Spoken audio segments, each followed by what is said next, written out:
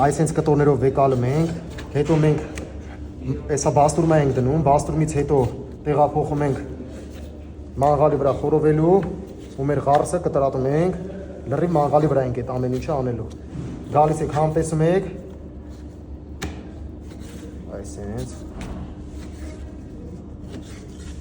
լրիվ դիլիջանի խոզա։ Աղարեցինք, այսի մեր բռնած համեմունքներն հա, լրիվ, այսենց համեմունքներով, ղարսը գնում հա, առաջի հերթին գնացինք միսը, նայեք ինչ միս ենք գնում, նայեք, սոխը